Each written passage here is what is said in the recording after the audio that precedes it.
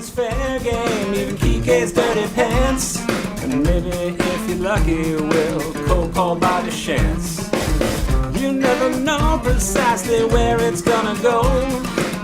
By definition, effectively wild. Hello and welcome to episode 2509 of Effectively Wild, a baseball podcast from FanGraphs presented by our Patreon supporters. I am Ben Lindbergh of The Ringer, joined by Meg Rowley of FanGraphs. Hello, Meg. Hello. I suppose I should also introduce myself as juror number 4 because the trial rolls on.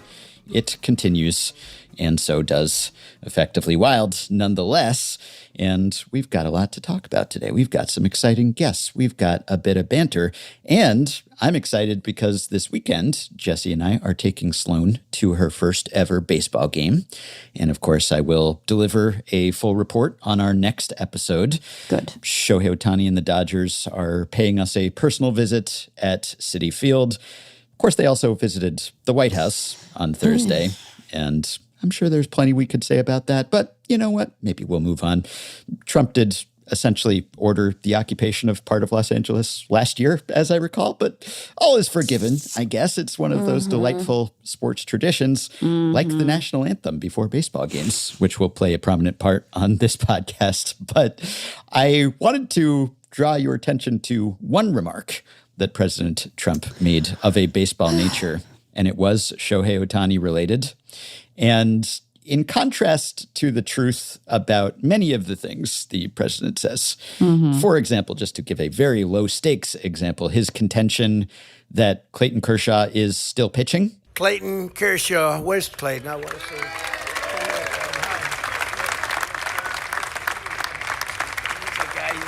Winner. He's a winner. You talk about a winner. Fantastic. Look at that guy. I watched him beat a lot of our teams that were supposed to do well. They didn't do too well against him. And he's still pitching well, I'll bet, right? Well, he's spending time with the family now, sir. Well, it's called, yeah. But it is called ultimately talent, right? Yes. Would you say talent is the whole ball game? You could pitch right now. If they needed you, you'd be out there, right? No? Maybe he was making a comment on how betting on baseball is a bad idea because you usually lose, because he would lose that bet. He is not pitching as far as we know. And in fact, he was unsurprisingly in attendance, and he did inform the president that no, he's not pitching and he has no desire or capacity to. But putting aside many of the things the president says, whose truth or lack thereof can be verified, we don't know for a fact that this particular assertion is false. Here's what he said about Shohei Ohtani. This was before the actual meeting, in anticipation of the visit. I'll meet a man who's just about the best pitcher in baseball and just about the best hitter in baseball and just about the best fielder in the outfield in baseball. Now, it's that last part in particular that I want to draw your attention to. And again, I've been in court all week, and so I'm, really scrutinizing every statement for truth or falsehood and evaluating the evidence and all the rest of it. And, I would not object to saying he's just about the best pitcher and just about the best hitter. Sure. Close enough, right? Sure. I wouldn't say that he is the best pitcher or the best hitter. Best player, I would certainly accept. But we'll stipulate to that part. Just about the best fielder in the outfield in baseball. Now, what are the odds that that is true? Because we can't quite disprove it, right? Because it's certainly false in the sense that he has not played outfield, aside from a few stray innings back when he was with the Angels and early in his professional career in Japan. So he has not been the best fielder in terms of actual in-game demonstrated value. That we can conclusively say. But is there some possibility that were he to apply himself, and maybe not in his current state with his bum knee, but let's say at peak physical prowess, that Shohei Ohtani might be capable of being the best fielder in the outfield in baseball? No. I'm sorry. I don't want to blame you for sundowning madmen. But P. Armstrong exists. What are we doing? What are you talking about? What are you What are you doing, Ben? What are you doing, Ben? You know? Yeah. And maybe PCA isn't your flavor. I bring up Cub because of some of our future conversation in this episode. But Sadon's right there, like that's the other one that would come immediately to mind. So no. And I don't say that to slight Ohtani. He's so big is the other thing, he's out of practice. And the muscle memory, it does atrophy, you would think, after a while, it's just like. He has preternatural talent, but there's something to be said for getting reps out there, for being able to project the flight of the ball, all the rest of it. And like, I know that he was, at times in his earlier big league career, like a very effective base runner, but like we would always remark upon the fact that like he was surprisingly good given his size. He's like 4 inches taller than PCA. I think that's like the ideal height to be a center fielder is like PCA's height, because you're not like so short that it becomes a problem where you're like, I have to scale this wall all the time, but you're like. You can be nimble, closer to balletic than hulking. And to be clear, there are guys who have Ohtani can be both, but a bigger build than like PCA does and still be effective center fielders. But I just think you want to be a little zippy guy out there. And he's not little; he's 6 foot, but like zippy. Say don't zippy. Yeah, and Ohtani's sprint speed is in the 56th percentile this year. Not that sprint speed is perfectly correlated with defensive value, but it's down, and it's probably down in large part because he's taken it easy. Right. But so if he were to apply himself, it becomes a question of, could he enter the outfield today and be the best fielder in the outfield in baseball? Almost certainly not. No. If he had applied himself from the start to that, then possibility. I wouldn't doubt him, right? A possibility, but don't you put that guy in a corner anyway? Well, he certainly has the arm, right? He would have one of the best arms, if not the best arm in baseball. And he's, one would think, rangy and speedy. If he's dedicating himself solely to that and he is trained, I mean, that might be. Rose-colored glasses. That might be what's happening here. But I just think the athletic potential of Shohei Ohtani, I would not doubt his ability to be among the best outfilders in baseball if that was something that he had been doing regularly. I'm sure that's what President Trump was saying. I'm sure. Yeah. It is interesting to me, again, like what benefit is there to try to understand the mind of that man? But is that like weird, surprisingly good staff work? Because like the odds, I know that he likes to pretend he's a ball knower, and then it was like, what is a red card? Did he just like land on the fact that Ohtani used to play the field in the outfield on accident? Is he just like alighting on one of the potential positions and picking that one? Or did somebody like slip him a note and like, back in the day? I wonder, because he played so sparingly. He never actually recorded a putout in the major leagues in MLB. Right. And so probably he was just riffing. Maybe this was a weave. Who knows? But I think this was probably some number of Pinocchios. But it is one of my few regrets about Ohtani, who has more than fulfilled my wildest dreams for his performance and potential in the majors, is that we can't really say to what degree this is true, because we just haven't really seen him out there. And probably we won't unless he suffers some serious pitching injury, in which case maybe he will become a full-time outfielder. But even then, the man's 32 years old now. Well, yeah. And it's like, it has to be a particular kind of injury, right? Because if the thing that sort of sidelines him,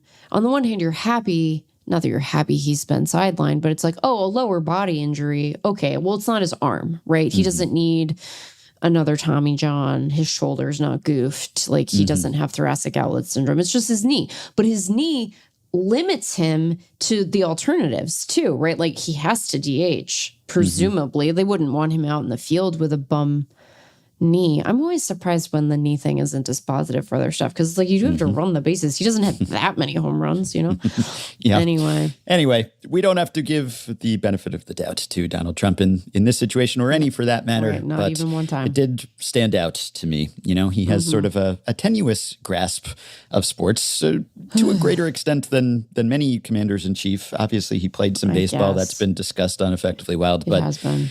The holes in his knowledge in this realm and others can be exposed quite quickly. I am happy for the people of Buffalo that they didn't have to contend with it, but the alternate history where the NFL just lets him buy the Bills, I mean, it's a better world. I would throw the Bills to the Wolves. It's not like they've won without him. Boy, that was a low blow. I don't know why the Bills need to catch that particular stray in this instance, but I don't know. Stricken from the record, withdrawn. I just speak in lawyer speak now. Anyway. You're a menace. Well, we will be dealing with a lot of ethical, weighty, moral issues on this episode. And, maybe Donald Trump will have the opportunity to meet Pete Crow Armstrong next year because the Cubs will have won the World Series and he will reevaluate his outfield rankings. And if that were to come to pass... I suspect PCA is skipping that trip. I wonder. But our first guest today would be quite pleased, at least by the Cubs winning the World Series part, if not the rest of it, I imagine. But the rest would upset him. We will be joined a little later on this episode by Jacob Redman. And Jacob Redman is a figure who attained some worldwide or at least national prominence this week. Yeah.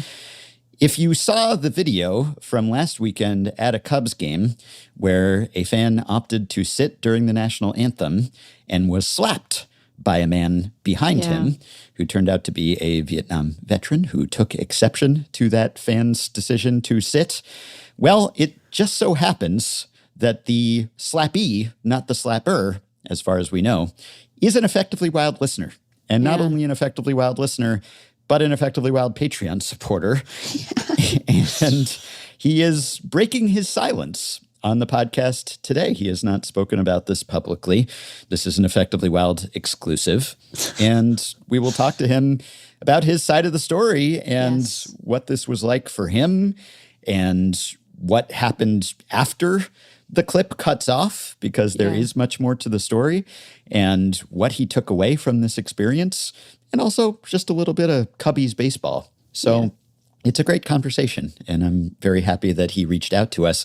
And again, because I am in Trust Verify mode this week, and all weeks, but this week in particular, we wanted to document that Jacob was who he said he was, because in the video, you can't really see much beyond the back of his head. Yes. And he had not been publicly identified and had not self-identified prior to this point. So when we got an email from him, I took it at face value. I assumed that this was not some sort of hoax, an imposter. But we did do our best to verify that he was actually who he said he was. He was the fellow from the video, and he was very understanding and accommodating. And he sent us some documentary evidence to try to corroborate that he was who he said he was. And to be clear, making his claim more valid, I think, and more believable was the fact that he didn't invite himself on this episode. He wasn't, hey, can I come on to talk about this? He just wanted to share a few reflections. And then we asked whether he might be interested in talking about it on the show. And he thought about it a bit. He certainly did not seem like someone who was hungry for publicity here. And he also shared with us some other photos of himself at the same location on a different day at Wrigley, and also his seats that he has sat in this area previously, and also sent us a photo of him wearing the outfit on a different day that he was wearing in this video. And finally, even sent us some text messages with timestamps from the instance after this incident when he was informing his father and his sister of what had happened. So I'm in beyond a reasonable doubt mindset mode this week, but this is not a criminal matter. And I think he more than satisfied the preponderance of the evidence standard and probably went well beyond that. So there's no way we can 100% verify, I suppose. And you always have to be careful in the age of deep fakes and what have you. But I do believe that Jacob is who he says he was. Yes, the conversation did not strike me as one from someone who would fib about these things. And yes, he was a good sport about our repeated attempts to verify it was him. Because I did say, I was like, we should probably make sure that this is actually the guy before we That is the responsible thing to do. Yes. So and we are nothing if not responsible. We've done our very level best. We do our journalistic duties. Yes, we have done our fact-finding and fact-checking as far as we were able. And after that, there will be one more guest, and you may have heard of him. His name is Kenny Lofton. So I spoke to Kenny Lofton earlier this week because I was working on an article about the Hall of Fame. And I know that might be a bit out of character for me because I don't get too exercised about the Hall of Fame these days. But I got intrigued months ago, actually, by Michael Mountain because he hipped me to some little-known history, and nothing gets me going like little-known historical precedent that is related to today. And it turns out that back in the 80s, in 1984, there was a bit of a ballot amnesty where a writer petitioned the BBWAA and then the Hall of Fame to restore several players, 11 players, to the ballot after they had fallen off, after they had failed to get 5% support in consecutive seasons, as was the rule at the time. And it was a well-known writer at the time from St. Louis named Bob Brogue, and he was just quite fond of Ken Boyer and was aggrieved that Ken Boyer was not a Hall of Famer and had fallen off the ballot, and managed to get Ken Boyer and many other players back on the ballot. And as it turned out, none of them got in on the second chance either. So it was all for naught. Dear. Yeah. Ron Santo and Dick Allen were among them, but they had to wait until after they passed, unfortunately, decades later, to actually get in by other means. But there was precedent, and this actually came up in the 90s, too. There was some talk of restoring some players to the ballot. And so I was wondering whether this precedent might make it possible to do something similar now, because you had this historically anomalous period in the mid-2010s to early 2020s when the ballot was backlogged and there was a log jam and a total traffic jam because all of the PED players who were statistically overqualified but were PED pariahs and thus were not going to get in, but most of them, with the exception of, say, Rafael Palmeiro, spent the maximum 10 years on the ballot. They lingered. Yes, and in so doing, they blocked a lot of other players potentially or absorbed a lot of votes that could have gone to other candidates that I would consider qualified or close to qualified at least, certainly whom you would want to have more years on the ballot to maybe build some support the way that other candidates were able to, your Tim Raineses and Burt Blylevens and Larry Walkers, et cetera. And Kenny Lofton didn't have that chance. He went one and done on the ballot for 2013, which was when Bonds, Clemens, and Sosa all joining Mark McGwire and Rafael Palmeiro, the holdovers. And so he really just drew the short straw when it came to his timing. And if I were a Hall of Fame voter, if I actively voted for the Hall of Fame, obviously I wasn't even eligible to when Kenny Lofton hit the ballot, but he meets my standards, I think, and probably clears it quite handily. And I always just enjoyed him as a player. And he has a lot of the hallmarks of a guy who gets overrated just because he's a great all-around contributor. But I think were he to hit the ballot today at a less crowded time and with more appreciation for WAR and everything that sells him as a player, I think he would fare much better now. And I've been thinking about this because this weekend is Hall of Fame induction weekend, and Jeff Kent's going in, but so is Carlos Beltran, and so is Andrew Jones. Lofton was teammates once with Kent. He was also teammates with Andrew Jones, and in fact, Lofton was so good with the glove that he actually pushed Andrew Jones to right field immediately before a decade-long stretch where Andrew Jones played no other position except center.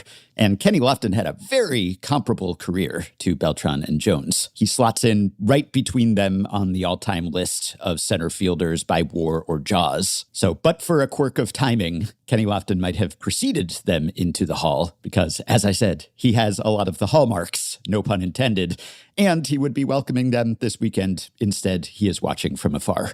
And this isn't just solely, hey, I think Kenny Lofton should be a Hall of Famer, so let's engineer a scenario. I do think that players like him, and there are others, right? Jim Edmonds, and I don't know, Johan Santana, Tim Hudson, Joe Nathan, et cetera. Obviously, there are guys with some off-the-field issues, as there have been for so many candidates, some serious. And I think that some of them, putting that aside, would have strong cases and would be better recognized now than they were then and would just have more of a window, more of an opportunity. And because that was such an anomalous stretch, I think that there's precedent, and maybe it wouldn't be a bad idea to give them that shot, as opposed to hoping that maybe they get in someday via the Eras Committee. Because the thing is, only 8 guys are on the Eras Committee ballot, and it's every 3 years for a certain group of candidates. And so Kenny Lofton wasn't on the 8-player ballot last year. You know, Bonds was again, Clemens was again, Don Mattingly was for the umpteenth time, Dale Murphy was for the umpteenth time. Lofton can't even get his case relitigated, really. And now he has to wait another couple years even to have a shot to be back on the ballot again. So it's really tough. So I asked him about it, and I wrote about this, and I talked to a lot of other prominent people in the BBWAA, and I got a comment from the Hall of Fame and all the rest of it. So you can read the lengthy, in-depth article at theringer.com. And that includes quotes from Kenny. But I thought the conversation was interesting, and I thought people might want to hear it. I emailed him. It took him 12 minutes to write back. So, and as you'll hear him say, he doesn't like to initiate this conversation. He doesn't want to campaign for himself or sound bitter about it. But if you ask him about it, he is more than happy to share his thoughts. So I enjoyed talking to him, and you will hear a bit of that at the end of the episode. So just a bit of banter before we get to Jacob and then Kenny. We have Jose Caballero's behavior to litigate here, and one or two other points. So Caballero has been on trial in the court of public opinion and podcast opinion, like Jacob Redman this week. And this has been going on for a while now with Caballero, the Yankee, who has a distinctive way of signaling that he is ready for a plate appearance or for a pitch, and that he has satisfied the conditions and the rules and regulations pertaining to the pitch clock. And this has come to a head more than once over a period of months. There's a bit of gamesmanship going on.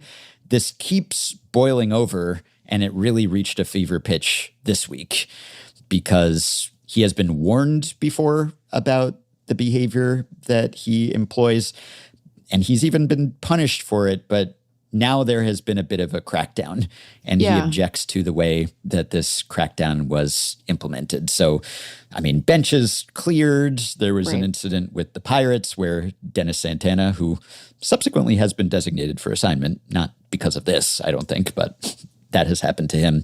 He took exception to this. A lot of players have taken exception to this, and Caballero has taken exception to how he has been treated by opposing players, by umpires, by the league, etc. So would you like to lay out what exactly he does here and how the league and umpires responded to this week?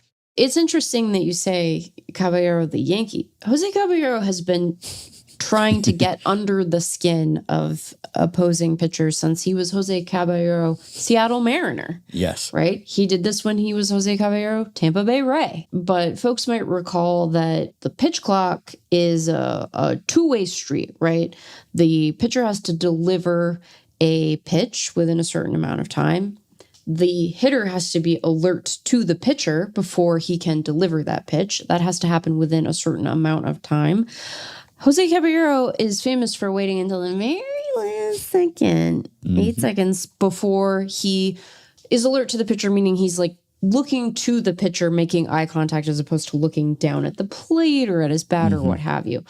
And that has rankled many a pitcher over the years because they feel like they aren't quite sure when they are able to actually, begin their delivery, basically. And that he's trying to throw him off, which he is.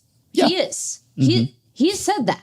Everybody knows what he's doing. Everybody knows what he's doing. He knows what he's doing. He, in the aftermath of this incident, both he and Aaron Boone talked about it being his preparation, but he's trying to mess with them, right? Yeah.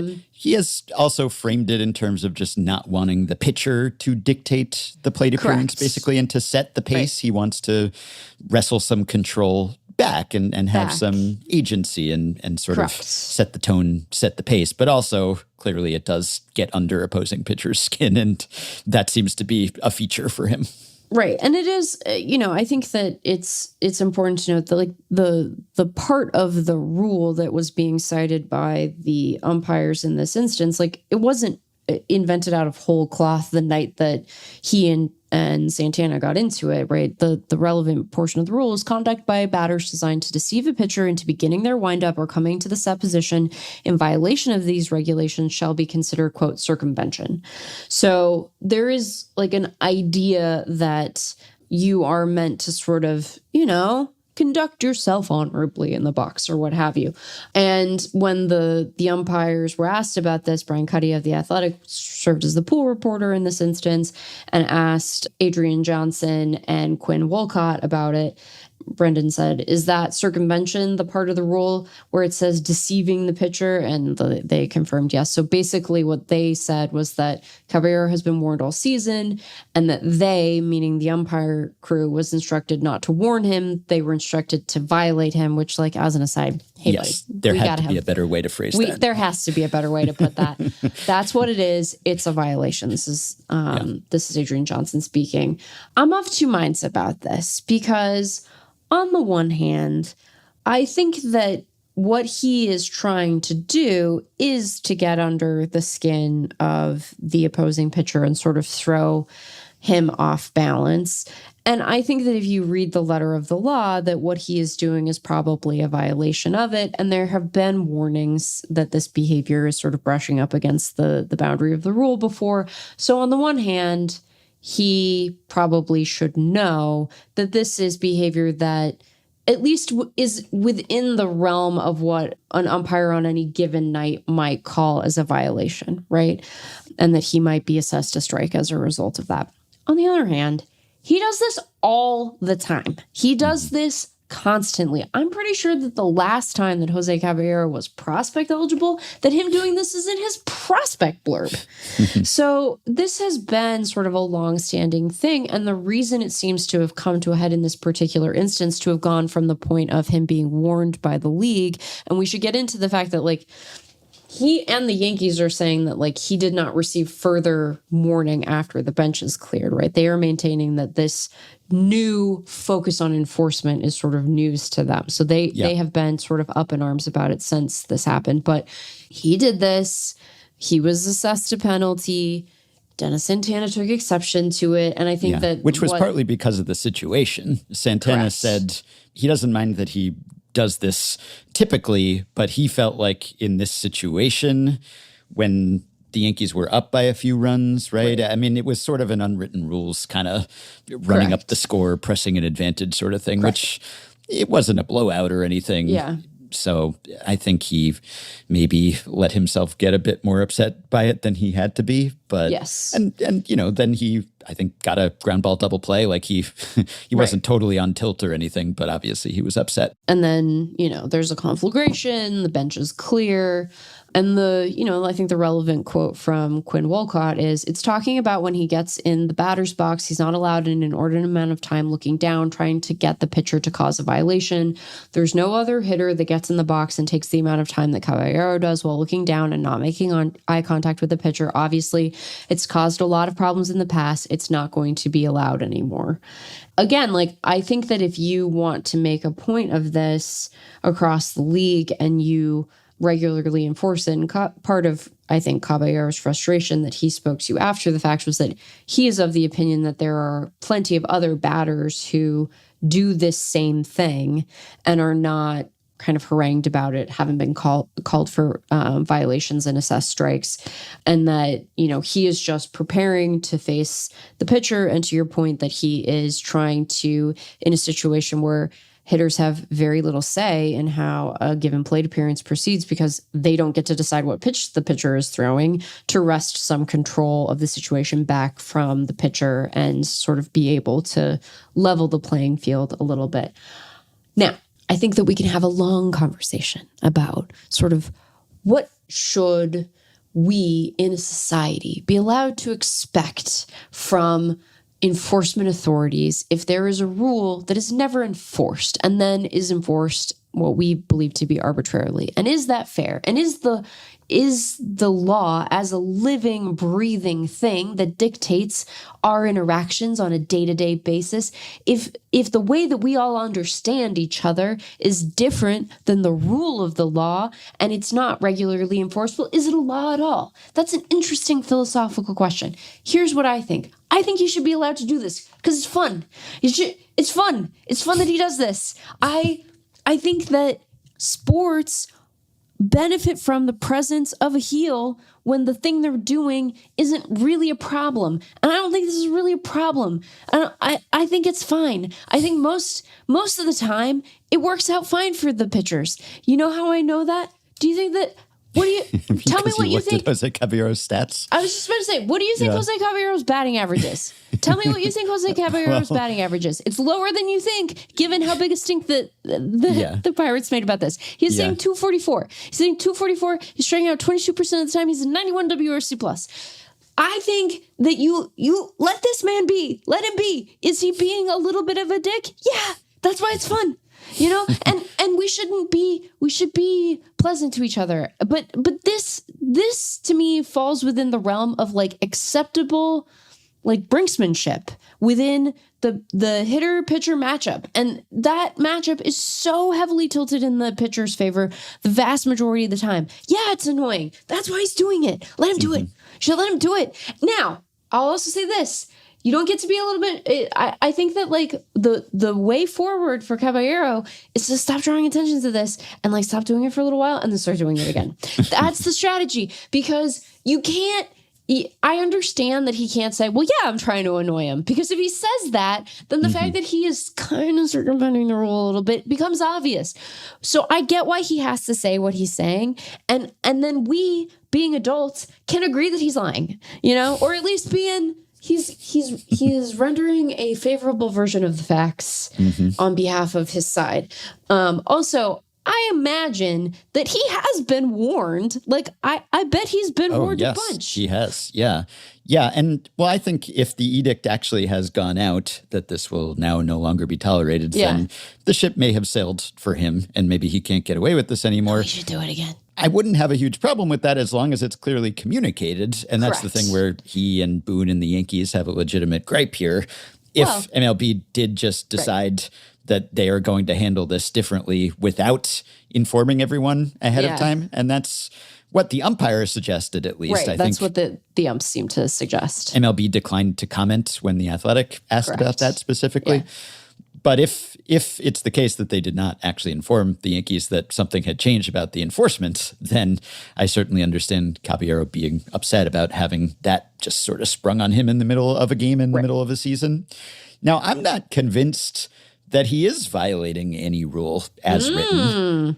I think, we're at least receptive to pedantry and a little rules lawyering going on here. And so on some level, I appreciate it. This is the sort of thing where if there's an afterlife, Eddie Stanky is smiling down or up from wherever he is on this kind of behavior. Well, it depends. Probably some of his opponents would have said up, not down. But that's the thing. These guys get on people's nerves, at least opposing players and fans' nerves. And I've seen some people suggest that Jose Caballero is not good enough to be exhibiting this sort of behavior. No, that's exactly why he should do it. That's right. If he were so good, then I would say, you don't need this little You don't need it. possible edge. But no, Jose Caballero is exactly the sort of person who should be exploiting such an edge, if in fact it actually is, which who the heck knows? I guess we'll find out if they make him stop doing this, whether he's any worse, because his whole major league career has been contained in the pitch clock era. So we don't really have a before and after. Right. But maybe we will. But as written, I think that he is conforming to the expectation. If it's written somewhat ambiguously, I mean, if he just has to be alert to the pitcher with 8 seconds and that's what he's doing, and that does seem to be what he's doing. Now, maybe it violates the spirit of the law more, perhaps. And if there is this thing about deception and trying to convince the pitcher to do something, and not come set or whatever. I don't even, is it that so much as it is? I don't know. He's obviously trying to disrupt their rhythm somewhat, but would it qualify as deception? That's sort of subjective and open to interpretation. I think he's really fulfilling what he has to do. And if your rule is written ambiguously, then that's kind of on you to let him get away with what would be considered an annoying behavior. I don't know that he's necessarily violating that. I also think, and this argument would not stand up in court, Not with me on the jury. If I made this argument as a 1L, I'm getting the business from the professor up front. But, and maybe this suggests that as a strategy, it's less effective than I'm giving it credit for necessarily. But I struggle to believe that any pitcher is surprised by this behavior at this point. This is what he does. Yes. If you're surprised, then you've outed yourself as someone who is not reading the scouting report. Right. And so can one really be undone by Jose Caballero at this point? I suggest not. I also think that this is a testament and the Buffalo Bills caught a stray, and now Anthony Volpe is going to. The degree wouldn't be the first time for him. The degree of defense that has been mustered on Jose Caballero's behalf.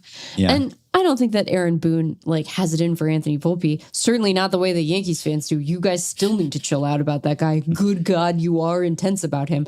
But I think that Jose Caballero, in part because we like to root for heels when they're on our team, and also because he was seen as this Band-Aid, it's Volpe is a disaster, and we have to send for him. the grace of Cabby, go we. Right, exactly. And so I think that he has come to occupy an interesting sort of folk hero position in both the fan base and to some extent the organization. And so they are we're gonna, because I seem to recall when Cabby wasn't a Yankee, and I think that this was did he get traded last year? Yes, and he was very good for the Yankees after they acquired him, somewhat surprisingly so, while Volpe was playing hurt and playing poorly. But I think that when he was still a Tampa Bay Ray, that he was pissing off Boone to no end. He couldn't, because again, we love heels when they're on our team. We all have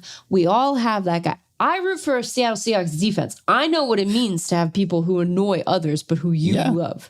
And he was getting the Blue Jays goat not long ago, they too. Were furious. Yeah. So it's the perfect baseball controversy because it's so deeply silly. I mean, it's very unlikely that he's really deriving any significant advantage from this. And so it's much ado about barely anything. Exactly. No one's getting hurt. He's not throwing at a guy. He's not insulting anybody's mother. He's just being a little bit of an annoying heel. He is a lima bean sized pebble. Now you could just say, isn't that just pebble sized? And I'm saying, let me have my bits. You're getting into loose bodies territory now. Yeah. He is a pebble in the shoe. And look, you got to get those pebbles out because it's hard to walk with them in there. You really do get annoyed by them. But it's great. I love it. I love how indignant everyone is. Yankees fans are all worked up. They're in and a Aaron lather. Boone was too. Not that it takes much to work up Aaron Boone. I was going to say, so he was awake. He said boys will be boys, after the heat of the moment, as if he wasn't being one of the boys also, and that he wasn't as angry as anyone. Of course, he's standing up for his player, but I think it was sincere to a great degree too. So that's so funny. Boys will be boys. I know. I hate to break it to Yankees fans, but Volpe has been better than Caballero this season specifically. This is why I'm telling people to check yourself before you wreck yourself. Yeah. I have great affection for Jose Caballero. Again, I got to be on the good end of this. And it's so funny because if you had asked me, I have his player page up now. And if you had asked me what Jose Caballero's WRC plus for the Mariners was in 2023, I would have been 115, 99. 99. He's perfect. He is the perfect little heel player. And he's 5'9", so he's literally a little heel. He's a lima bean sized heel of a player. I love him. Yes. And look, I wouldn't really resent it if they do police this more strictly and say you can't do it anymore. Because I do want players, if they can find some sort of loophole and exploit it, more power to them. But if it goes beyond that to the point where, look, the pitch clock is meant to shorten games, and this is inadvertently lengthening them because he's pissing people off everywhere he goes, and there are long delays as everyone figures out what the rules are and how to enforce it, and he complains and they complain, and you have a whole back and forth. So in the best interest of baseball, maybe it is actually more valuable from a utilitarian perspective to speed the game along than to allow free expression to Jose Caballero in this instance. But I do like when players act as individuals and when we don't enforce conformity. And so I like when they have their distinctive tics and everything. But maybe it gets to the point where this is actually not helping improve the spectator experience for anyone. This is just getting on everyone's nerves, and you got to get over yourself with this ticky-tacky delay tactic. I guess that's true. But I will also say that, and this is the place where I think that Cabby is like really overstating things, I don't see very many other players doing what he's doing. And it's not like there's like a rash of pitch clock shenanigans that people are engaged in. Yeah. And I just, that could strengthen the argument for preventing it, that it's just one guy, so is this worth all the trouble? Or it could bolster the argument for not making a fuss and doing anything about it, because who cares ultimately? It's Jose Caballero, and it's not spreading. Right. It feels like the hitter equivalent of having like a really funky windup. And I understand sometimes the windups, they're too funky, and you gotta do something about those funky lineups. Yeah. I think my fever's back. That'll do it for the free preview of today's Effectively Wild. Thank you for listening. If you'd like to listen on and hear whatever wisdom and wit await, we would love to have you. You can visit patreon.com/effectivelywild to access the rest of this episode and plenty of other exclusive content. Weekly subscriber-only episodes, monthly bonus shows, our Discord group, our live streams. Either way, we will be back with another episode soon, which will appear in full on this feed. Until then, we wish you well and thank you for your support of Effectively Wild, whatever form it takes.